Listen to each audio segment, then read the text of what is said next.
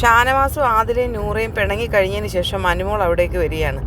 അപ്പം ആദില പറയുന്നുണ്ട്, ഷാനവാസൊക്കെ വന്നിട്ട് ഇങ്ങനെ സംസാരിച്ചിട്ട് പോയി, ഇടിപൊടി എന്നുള്ളൊരു വിഷയം ഉണ്ടായല്ലോ, അതിനെപ്പറ്റിയാണ്. അപ്പം അനുമോൾ പറയാണ്, നമ്മൾ ആരെയും ഇവിടെ ഒന്നും ഇത് പറയാൻ പറ്റത്തില്ല, വിശ്വസിക്കാനൊക്കത്തില്ല. ഞാൻ ആരെയും ഇവിടെ എനിക്ക് വിശ്വസിന് വേറെ ഒന്നും കൊണ്ട് പറയുകയല്ല. നമ്മുടെ മനസ്സിൽ നമ്മൾ കൂടുതൽ അടുപ്പം വെക്കും, പക്ഷേ അവർ കുറച്ച് കഴിയുമ്പോൾ പിന്നെ നമ്മളോട് അന്നേരം കാണിക്കുന്നത് വേറെ ആയിരിക്കും. അപ്പോൾ ആദിൽ പറയാം, ഞാനിവിടെ മരവിച്ച് നിൽക്കുക മോളെ, എനിക്ക് എല്ലാവരെയും അറിയാം, എല്ലാവരും എനിക്ക് മനസ്സിലായെന്ന് ആദില പറയുന്നുണ്ട്. എന്നിട്ട് ആദില പറഞ്ഞിട്ട്, ഈ ദിയാസന ചേച്ചി ഇവിടെ വന്നിട്ട് എന്തിനാ അങ്ങനെ പറഞ്ഞിട്ട് പോയെന്ന്, എനിക്ക് അവരുടെ അടുത്ത് പുറത്ത് ഇറങ്ങിയിട്ട് വേണം അവർ തലക്കിട്ടൊരു കുട്ടു കൊടുക്കാൻ. അവരെന്തിനാ ഇവിടെ വന്നപ്പോൾ ഇങ്ങനെ പറഞ്ഞേ, ഇക്കാനെ നോക്കിക്കോളണേ മോളേന്ന്, അതെന്തിനാ അങ്ങനെ ആ ഒരു സംസാരിച്ചത്?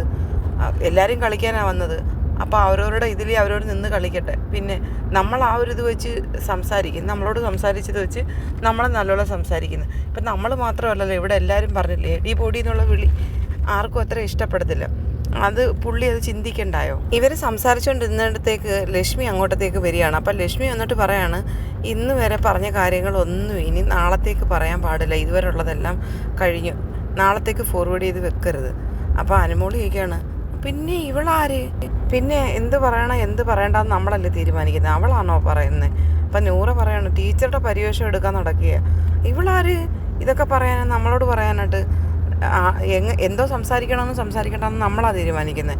അനുമോൾക്ക് ഒട്ടും ഇഷ്ടപ്പെട്ടില്ല ലക്ഷ്മി വന്നിട്ട് ഇങ്ങനൊരു ഡയലോഗ് അടിച്ചത്.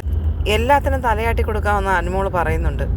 നീ ആര് കെട്ടിലമ്മയോ? അവർക്ക് ഇഷ്ടപ്പെട്ടില്ലേ ഈ ലക്ഷ്മി വന്നിട്ട് ഇങ്ങനൊരു ഡയലോഗ് അടിച്ചിട്ട്. ലക്ഷ്മിയുടെ സ്ഥിരം ഒരു സ്വഭാവമാണ്, ആരെങ്കിലും ലക്ഷ്മിക്ക് ഒരു ബന്ധമില്ലാത്ത ഒരു ഏരിയയിൽ രണ്ടുപേരിരുന്ന് സംസാരിക്കുന്നിടത്ത് ലക്ഷ്മി വന്നിട്ട് എന്തെങ്കിലും ഒരു ഡയലോഗ് അടിച്ചിട്ട് തിരിച്ചു പോകുന്നൊരു പതിവുള്ള. ഇങ്ങനെയൊക്കെ കാണിച്ചിട്ട് പോലും ലക്ഷ്മിയൊക്കെ എന്താ അവിടെ നിർത്തിയേക്കുന്നതെന്ന് മനസ്സിലാവുന്നില്ല.